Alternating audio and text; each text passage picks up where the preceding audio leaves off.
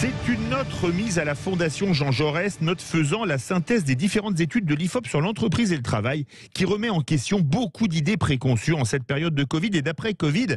Nous sommes en compagnie de Romain Ben-David, directeur de l'expertise corporate et climat social à l'IFOP. Romain Ben-David, bonjour. Bonjour Philippe. Bienvenue sur Sud Radio. Une confiance des salariés français envers leur employeur qui s'est maintenue tout au long d'une année 2020, on peut dire pas comme les autres. Comment expliquer ça ? Oui, effectivement, on est sur une année qui a complètement bouleversé le rapport à l'entreprise, l'organisation au travail. Et on voit dans nos enquêtes que 75%, donc les 3/4 des salariés, font confiance à leur entreprise. Une confiance à la fois pour maintenir l'emploi, mais aussi pour organiser le travail dans ce contexte sanitaire particulier. Alors, il faut quand même expliquer qu'on est sur des salariés. Donc, c'est 25 millions de la population française. Et le fait d'être salarié en période de crise, donc d'avoir un emploi relativement stable, constitue quand même un gage et un filet de sécurité par rapport à d'autres populations, comme les personnes en recherche d'emploi, les plus jeunes qui sont sur le marché du travail, ou même les indépendants. C'est certain. Alors, une communication d'entreprise jugée continue, réactive et utile pour maintenir le lien tout au long de cette année si particulière, c'est ce que pensent les gens, et ce, malgré le télétravail qui a quand même révolutionné notre mode de travailler. Oui, c'est-à-dire que la communication qui est déjà importante entre l'entreprise et ses salariés a pris encore plus d'ampleur cette année puisqu'il y a eu un éloignement géographique de fait, soit avec les longues périodes d'isolement, soit avec le télétravail. On voit qu'on a une satisfaction à l'égard de cette communication, mais pas tant à l'égard de la quantité de la communication, mais de la qualité, une communication personnalisée, à la fois sur l'activité de l'entreprise, mais aussi sur l'évolution des règles sanitaires qui étaient en mesure de rassurer les salariés.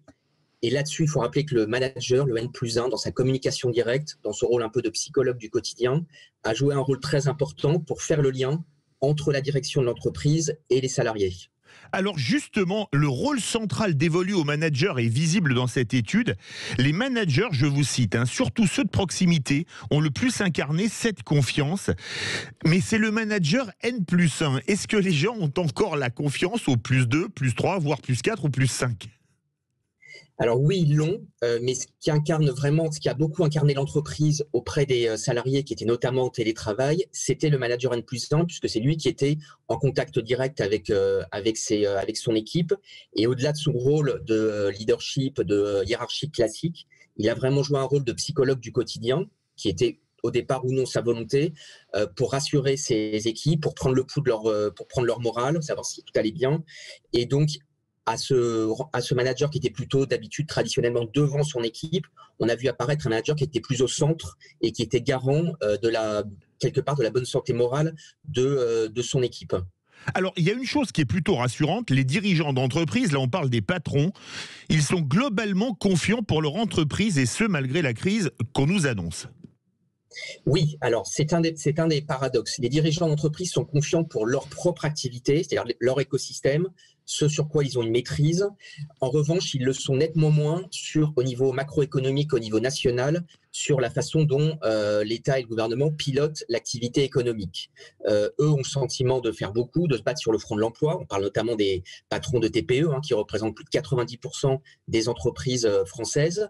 Ils sont en première ligne, c'est le cas de le dire, et ils ont le sentiment que ça ne suit pas forcément au niveau national, et puis surtout ce qu'on entend en termes macroéconomiques, c'est-à-dire le ralentissement de la croissance, le développement du chômage, n'est pas de nature à les rassurer. Et pour autant, quand on les interroge sur leur propre écosystème, sur leur environnement proche, eux ont le sentiment, en tout cas pour l'instant, de tenir la barque. Alors justement, l'image des grandes entreprises françaises est globalement en progrès, Romain Ben-David. C'est surprenant alors que les Français n'aiment pas trop les grandes entreprises, le CAC 40 comme on dit.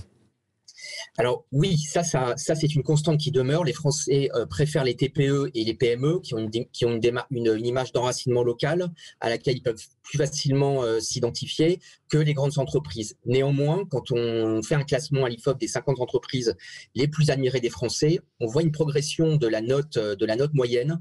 Alors c'est pas une progression fantastique, mais on progresse de 1 ou 2 points, ce qui est significatif, et ce qui montre quand même que les entreprises se sont, surtout pendant le premier confinement, malgré des exceptions, bien battus sur le front de l'emploi et surtout ont tenté de continuer à assurer un service et à assurer une distribution.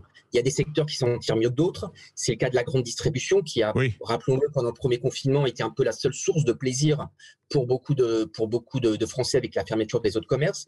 C'est aussi le cas des grandes entreprises publiques avec un sentiment de continuité du service public, mais aussi des grandes entreprises traditionnelles, notamment automobiles, qui ont été pendant longtemps le seul moyen de transport. Et il y a aussi, si on creuse un peu, ce besoin aussi des Français, en période de crise, de se rassurer, de s'identifier à des repères, à des grandes entreprises qui font partie du fleuron historique français. Et alors, justement, il y a un plébiscite pour les petites et moyennes entreprises. Je vous le fais en français, Romain Ben-David, Small is Beautiful.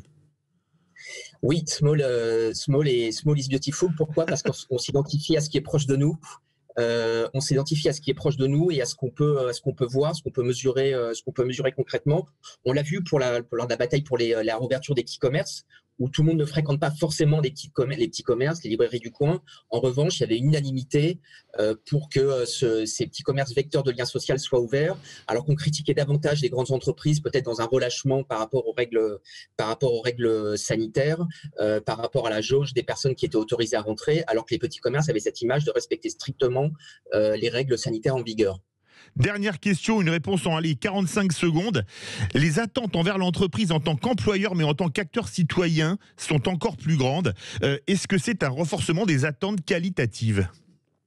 Oui, alors c'est une des grandes nouveautés. On n'était pas forcément habitué à ça dans la mentalité française, mais on voit de plus en plus apparaître un rôle d'une entreprise un peu citoyenne qui s'investit sur des enjeux qui ne concernent pas directement son activité économique. On peut penser à l'environnement, aux règles de RSE, et on voit que beaucoup de Français sont désormais attachés à ce que l'entreprise ait un rôle citoyen en termes de raison d'être, en termes de proposer un travail qui a du sens à ses salariés. Et ce rôle était auparavant surtout dévolu à l'État. On voit maintenant, comme dans les sociétés anglo-saxonnes, que les entreprises sont attendues là-dessus. Eh bien écoutez, merci beaucoup. On disait Small is Beautiful, je dis Romain Ben-David is great en anglais. Merci beaucoup pour Philippe. cette excellente étude. Je rappelle que vous êtes directeur de l'expertise corporate et climat social, une étude qui renverse beaucoup d'idées préconçues.